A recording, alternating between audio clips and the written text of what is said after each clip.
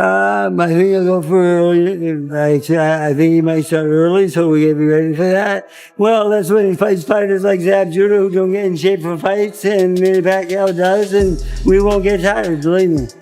But will he be different from the Mayweather you fought with the lower? Yeah, I think he's older and slower. To be a greatest is not based on your record undefeated.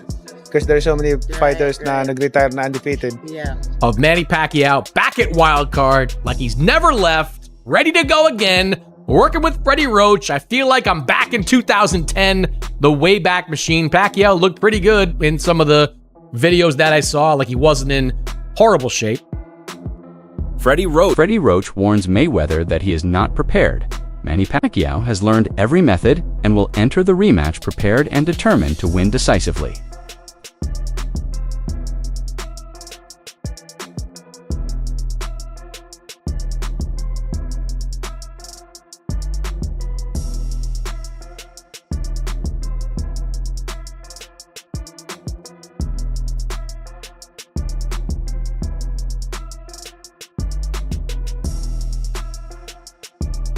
Interview to Manny Pacquiao exercises fiercely with Freddie Roach on the mitts, demonstrating speed, sharp combinations, discipline, focus, and resolve as he prepares for the forthcoming fight.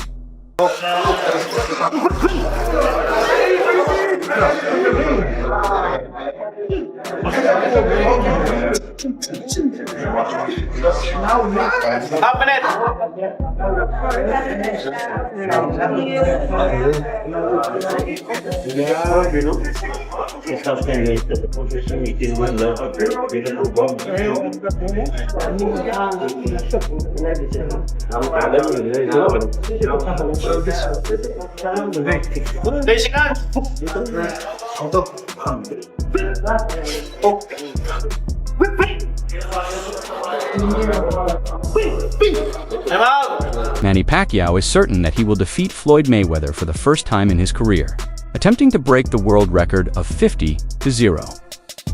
Ano kaya advantage mo? God willing, maganon tayo, mag-isay lang tayo mabuti. Okay. Paghandaan na natin mabuti para magandang laban na may pakita natin. Yeah. Review for Freddie Roach looks on the first bout, explaining that Floyd Mayweather dominated the action, while Manny Pacquiao was older, less sharp, and not in peak form. Fire. I don't know. You think about that it got to that point, and Floyd played the game. He played the waiting game, and he won. Yes. He got paid. He got Pacquiao at an age where he knew that his punches weren't going to hurt him. Yes. He could avoid him. And it was an older fighter. It was. And when Pacquiao fought his last fight in Australia, after the fight, I said, Manny, I said, you know what? I says, I think being a senator and being a fighter at the same time is like maybe a little bit too much, because I said, you know, it's hard enough being a world champion fighter, or it might be just as hard being a senator.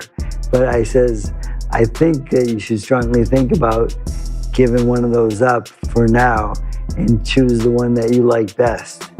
And Manny Pacquiao contends that an unbeaten record does not define brilliance, citing his own 8 division titles as a unique accomplishment unparalleled in boxing history. Ako, I can claim na first 8 different weight division, Yes. which is the hardest accomplishment na in boxing. And the only one. The only one. Division. First, diba? Yung kumbaga, that's the hardest accomplishment in boxing ma-achieve. And also, yung blessings ng Panginoon na naging champion na ako in 4 different decades. Do you imagine that? Right. Bihira yung mangyari. First time in history na a fighter who became a champion in four different decades. So 90s, 2000, 2010, 2020. So bihira mangyari yan. So at least Manny Pacquiao slams Floyd Mayweather as egotistical and materialistic, claiming that his behavior outside the ring indicates excessive pride, a concentration on wealth, and a lack of humility. Beginning of this conversation, you say, I don't like boastful people. How was it like fighting Mayweather then? Did he get on your nerves? Because I feel like he's a little bit more boastful than the people you might be wanting to hang out with. Yeah, he's boastful. I think his God is the material things, money, everything like that. I'm pity with him because I want to share the word of God in him if he believe God. Yeah. I've heard he's a generous man. I think he's done good things. I think, he kind of reminds me of like a lot of people are like this, by the way, including myself. I'm not just saying him. I'm including myself. The man who goes up to Jesus and says, what should I do to get it to heaven? He says, sell all your belongings. And he walked away crying because he couldn't sell his. Manny Pacquiao demonstrates dedication through intensive training sessions, illustrating that actions speak louder than words by focusing on discipline and persistent effort rather than continual talking.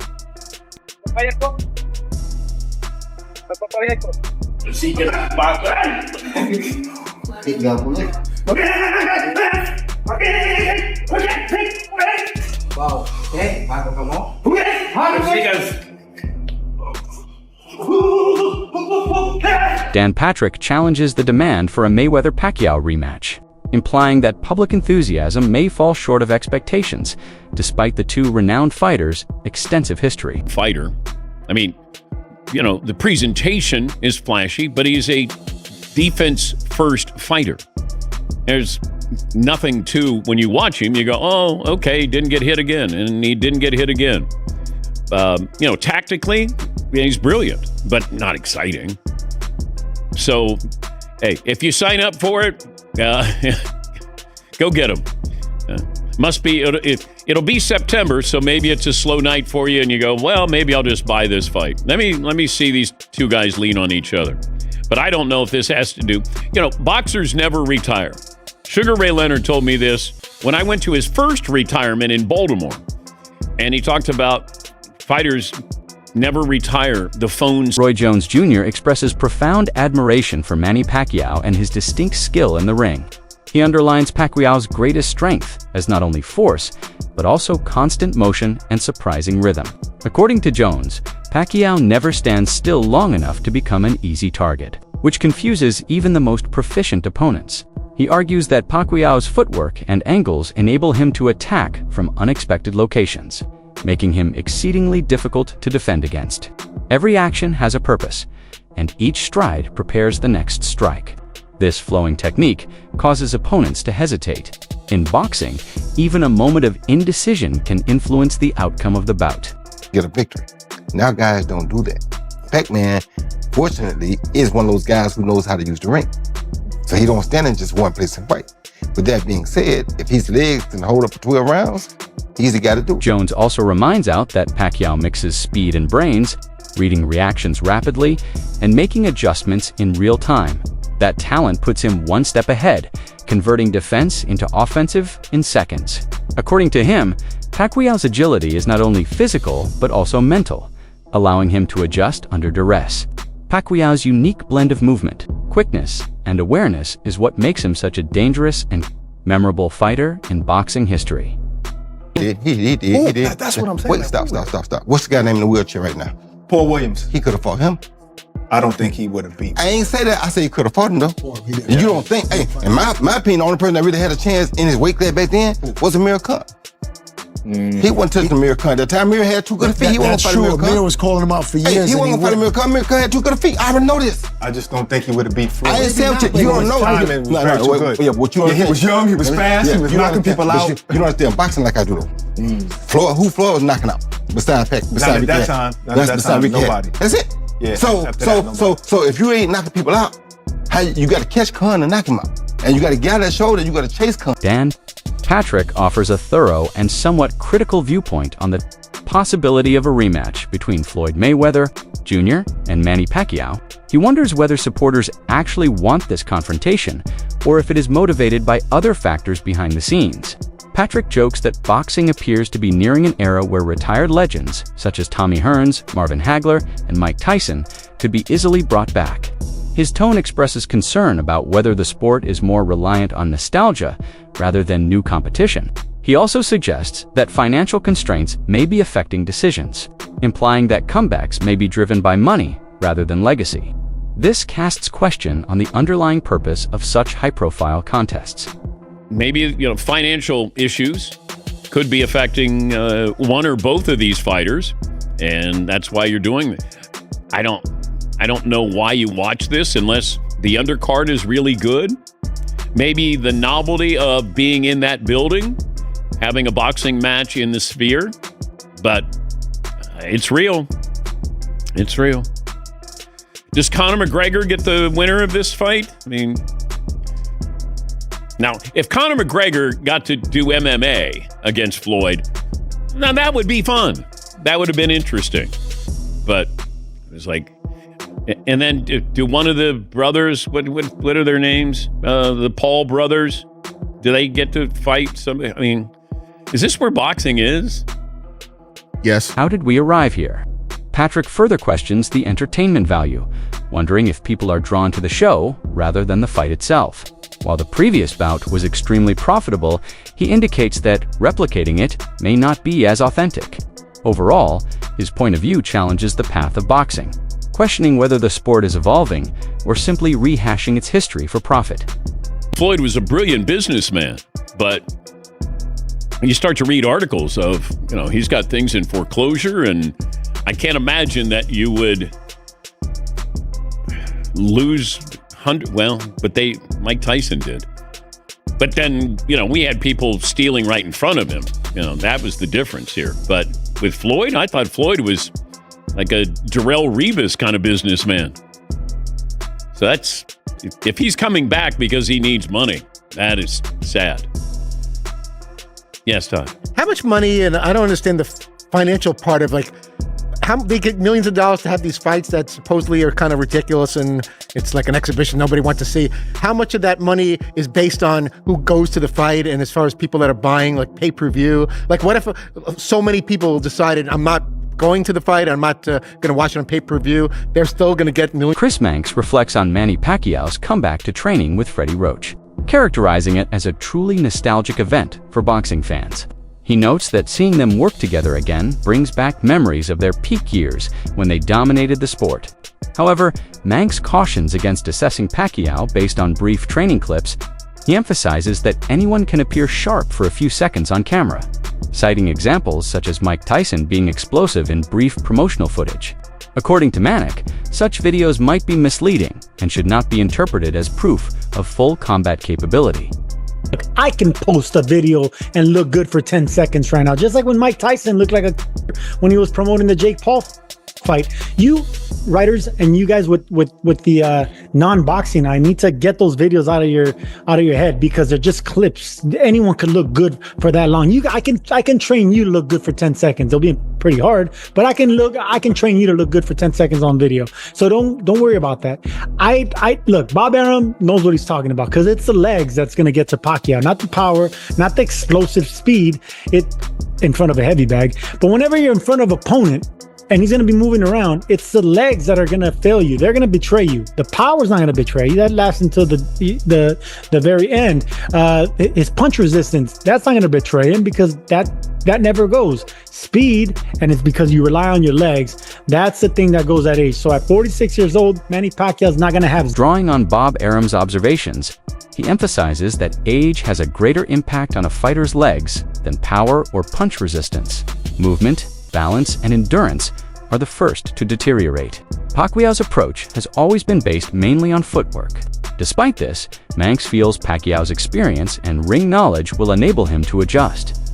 He points out that seasoned boxers understand how to control pace, avoid excessive risks, and defend themselves, so his return is more measured than reckless. 72 fights. 2 of those were in the 90s, before you and I even knew him. And one time against Marquez, it was a one-punch knockout. Those really don't take away from your career and your longevity. It was one-punch knockouts. It's the beatdowns over a long period of time, for 10, 12, 11, 11 rounds. Those are the ones that catch up to you. Those are the ones that actually slow you down and are detrimental to your health. One-punch knockouts, you can get past those. Early knockouts Pacquiao has only been knocked out 3 times. In his 72 matches, 2 of them were in the 1990s, before you or I met him, and once he knocked down Marquez with a single punch. These have no negative impact on your career or longevity. It was a one-punch finish. It's the beatdowns over a long period of time, like 10, 12, 11 rounds. Those are the ones that catch up with you. Those are the ones that genuinely slow you down and are bad for your health. One-punch knockouts are manageable. You can forget about the early knockouts that are far behind you. That's why. All the rumors are true. It's a sad thing, but it is what it is. But it is what it is. And you know one more thing. Mayweather, if Mayweather didn't believe that he can beat Manny Pacquiao, he wouldn't be in the ring with him. Yeah, you know Mr. Sensitive. I love Mayweather, but let's keep it a buck. Oh, he's sensitive as hell. Not only is he sensitive, the man, he's insecure like hell. He's insecure, and he gotta have a leg up on. And he saw the Barrios fight, and Barrios just got smashed by freaking Ryan Garcia. And then now he like, Barrios is alright. I'm better than Barrios. Shit, even though I'm damn near 50, I'm still better than Barrios. My experience, my hand speed, I take care of myself. I had some exhibitions. I know I can still do. Timothy. Bradley provides a fair viewpoint on the forthcoming fight between Floyd Mayweather Jr. and Manny Pacquiao. He adds that, while many people question the timing and necessity of the matchup, the reality is that it continues to garner widespread attention in the boxing industry. Bradley demonstrates that, despite skepticism, wars of this scale have history, legacy, and worldwide appeal. He feels that, while fans may dispute whether it is too late, the names involved continue to elicit respect and curiosity. That alone keeps the focus squarely on both fighters. He like, I still can do this. I can beat Manny Pacquiao. I saw what Barrios did to him. So, that's the reason why this fight is happening. The rumors are damn true. It's sad, but it is what it is. And you know what? The money right now for content is crazy. Netflix is paying for any type of great content, man. If you've seen the change with Netflix, man, I almost canceled my damn subscription with Netflix because I got sick and tired of seeing the same boring ass shit on Netflix. And now they got this woman in place now, and she's seeking out, and she want the best of the best content. You know, they got podcasters and stuff all on Netflix now. I mean, it has grown crazy. So, you know, Jake Paul opened up the Netflix avenue. He also emphasizes that Mayweather and Pacquiao understand the stakes because their reputations are constantly under examination. Even later in their careers, their talents, experience, and ring intelligence are still important considerations. Bradley believes that the fight is more than just demonstrating dominance. It is also about responding to expectations. Whether critics like it or not, the matchup continues to spark discussion, making it one of the most talked about bouts in boxing. Manny Pacquiao, right? And he fighting a power puncher in Ruslan Provodnikov. I get it, he ain't been fighting, he's inactive, but Pacquiao, he ain't really active either. He fought Barrios, and that's it. So Pacquiao gonna fight a big puncher who hurt Tim Bradley, who hurt Chris Algieri, who Lucas Matisse had to box, and John Molina and all these people had to box because he hit too hard. They say power is the last thing to go.